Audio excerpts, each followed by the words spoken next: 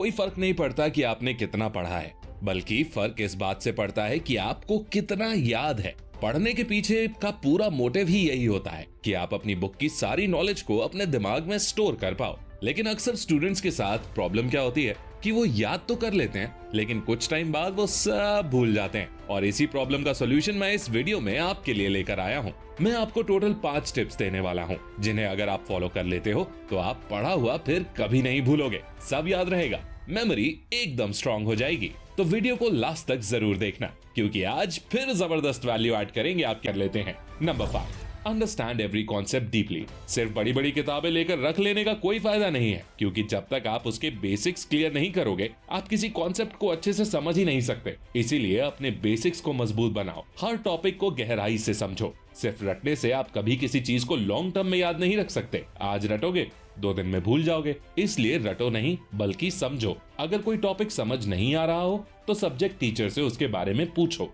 Number 4, explain it to somebody else. किसी भी topic में आपकी नॉलेज कितनी अच्छी है, इसको समझने का बेस्ट तरीका है कि आप उस टॉपिक को दूसरों के सामने एक्सप्लेन करो।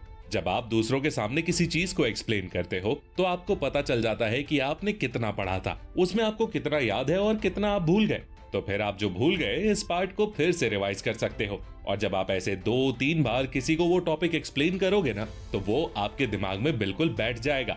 नंबर 3, मेक ऑडियो नोट्स और watch a video related to the topic. ये एक साइंटिफिक फैक्ट है कि हमारा दिमाग टेक्स्ट को इतना याद नहीं रखता जितना वो किसी ऑडियो और वीडियो को याद रखता है। 2 घंटे की मूवी आपको 1-2 बार देखने से ही पूरी याद हो जाती है और सालों याद बनी रहती है।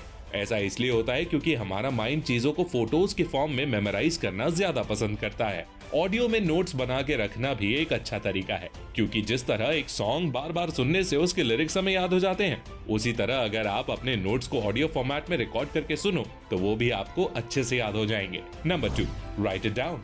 राइटिंग भी किसी चीज को याद करने में बहुत हेल्पफुल होती है, अगर नॉर्मल रीडिंग से कंपेयर करें। अगर आपको कोई चीज याद करने में प्रॉब्लम हो रही है तो उसे आप एक कागज में 1-2 बार लिखो और वो आपको याद हो जाएगी। आप चाहो तो अपनी एक अलग नोटबुक बना सकते हो, जिसमें आप हर चैप्टर के इंपॉर्टेंट पॉइंट्स को लिख सकते हो। Number 1, repetition is the key. ये जितनी भी ट्रिक्स मैंने आपको बताई है ना, ये सिर्फ तभी काम करेंगी जब आप इनको रेगुलरली प्रैक्टिस करोगे। क्योंकि जिस तरह सिर्फ एक बार हेल्दी फूड खा लेने से सेहत अच्छी नहीं होती, उसी तरह सिर्फ एक बार लिख लेने से या ऑडियो नोट सुन लेने से आपको कुछ याद नहीं हो जाएगा। आपको बार बार अपनी नॉलेज को रिवाइज करना होगा, वरना आप पढ़ा हुआ भूल जाओ। इसीलिए जितनी भी टिप्स बताई हैं इन्हें रेगुलरली फॉलो करो। तो दोस्तों, आज के लिए बस इतना ही। उम्मीद करता हूँ आपको वीडियो पसंद आई होगी। पसंद आई है तो अपने दोस्तों के साथ शेयर जरूर करो, ताकि